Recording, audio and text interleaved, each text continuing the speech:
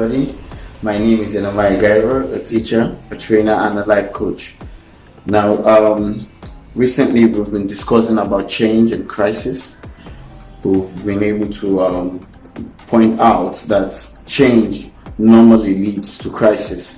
When there's a negative change, when the change is not easy to handle by the people, it leads to crisis. And we've been able to look at that change is inevitable. No matter what happens in life, change is something that is constant, just like the seasons, just like the times. Change is inevitable. You cannot stop it. You cannot refuse it. Change must surely happen in everything we do in life. Change is a constant variable in everything, in every place we find ourselves in life. Now, we also looked at yesterday that some of the things that we should expect during change, things like there will be high rise in criminal activities, suicide rates, and things like that, prostitution, failure of the economic system, and things like that. We were able to look at that yesterday.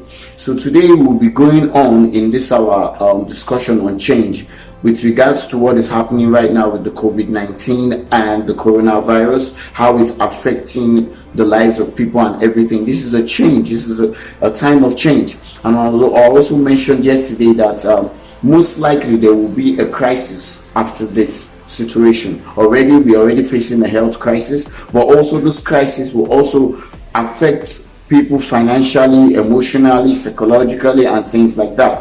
So we're just saying all this not to create fear, but to make people to be ready for it, and also to realize that with change comes benefits. So how do you react during a change? Yesterday I mentioned one of the three ways to react is that you should expect the change. Just like the eagle expects the storm to come and uses the storm to propel itself to the highest point, it uses the storm to lift itself up and reduce its use of energy, and rather use the storm as a form of energy. That is how we are supposed to also use change and the crisis that is most likely to come in the nearest future. So how do we react to change?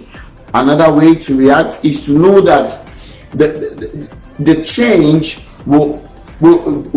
you can determine how the change will be, whether it's either going to be positive or it's going to be negative. So for you to know what to do at this point or how to react to it, you have to be prepared to that there are two ways the change will turn out. It's either going to be positive or it's going to be negative, and that lies with you. It lies with you how that change will be. So your reaction to that change is to decide that it will be positive or decide to be negative. You can't have it in between. So it's either going to be positive for you or it's going to be negative. Everything is determined by you. When Joseph was sent to Egypt as a slave, he did not react to it by moaning or falling down or crying or saying, why, this is not what I saw in my future. What did he do? He started to perform in the house of Potiphar, which led to him making a positive thing out of the change that happened to him, or the crisis he found himself in as a slave. He turned it around, and instead he made himself the head steward in the house of Potiphar. Another way to react to change is to be expectant that anything that happened to you, that God has your back. Know that the change will come. Expect anything to happen. Some people will lose their job. Some people, they will lose their health. Some people are in the hospital right now fighting for their life. Be expectant that anything can happen. But know one thing, God has your back in it. I'm going to read a Bible verse. It's 1 Corinthians 10 verse 13. It says, no test or temptation that comes your way is beyond the course of what others have had to face.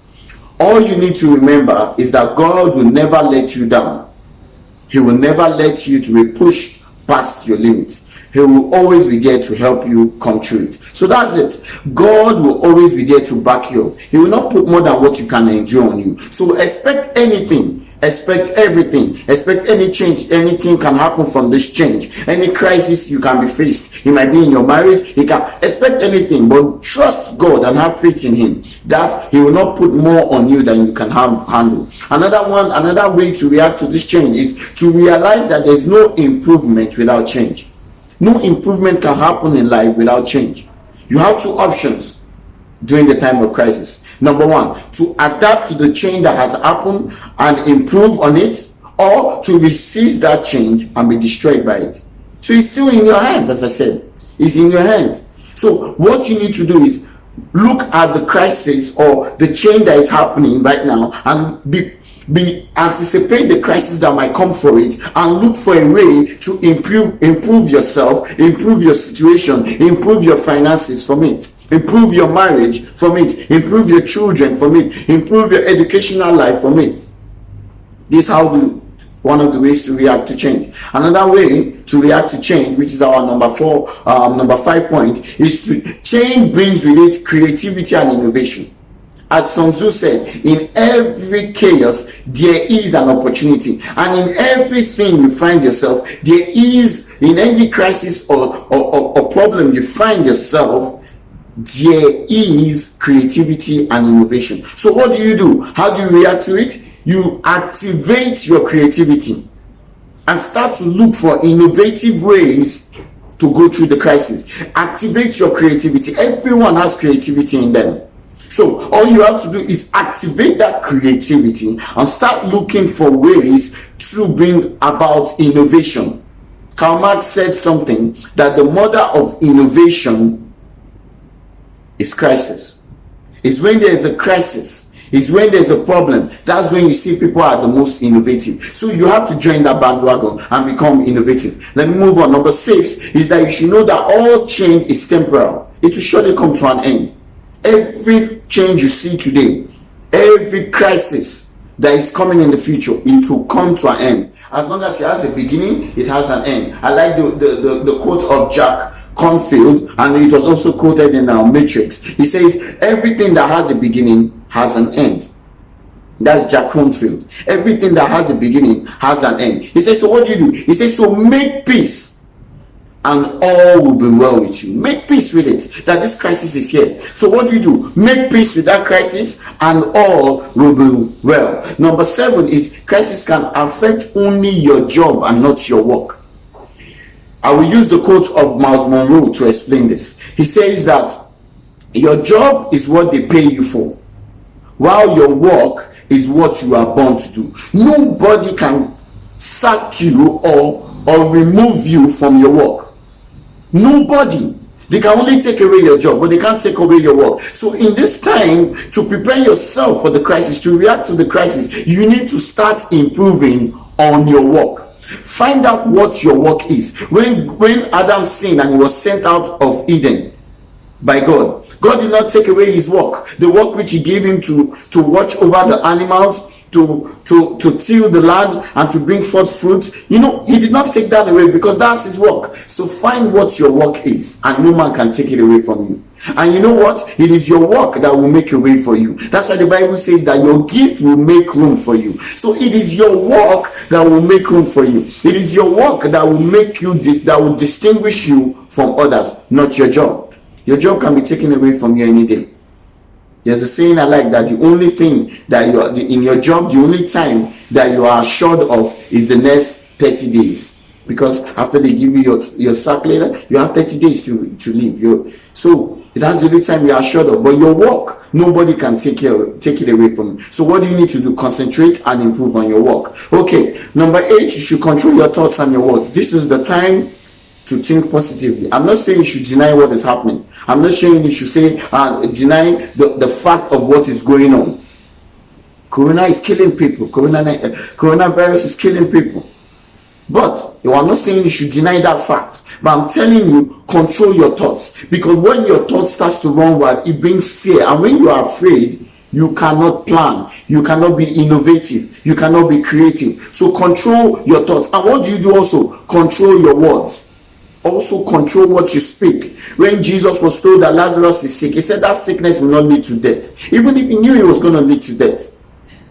And he said our friend is, let's go and wake up our friend. He was dead, but he said, let's go and wake him up. He's asleep. He confessed positive words. The power of life and death is in the tongue. So you need to control your thoughts and speak only positive words. And lastly, crisis, you need to understand that in every crisis, it leads to promotion. People always get promoted when there's a crisis. Into the financial crisis of 2008, Warren Buffett made billions. Made billions that he has never made before. John Paulson made $2.5 billion from that crisis. $2.5 billion from that crisis. There were so many millionaires that were made. Robert, yes, that's his name, that runs Valuetainment. He made millions. He started his business that time and he made millions from that crisis. So when this crisis is coming, know that there is room for promotion for so many people. So are you going to join that bandwagon and become promoted? I advise you to do that. React to the crisis positively. Believe that this is the time for my promotion and be confessing it. Be confessing it. The Bible says when there is a casting down for us, there will be a lifting up. So at this point, some people will be lifted up with this crisis.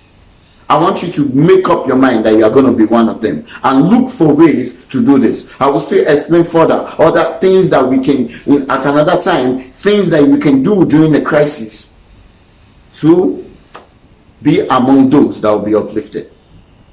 Just be positive. Don't be afraid and show love to someone out there right beside you.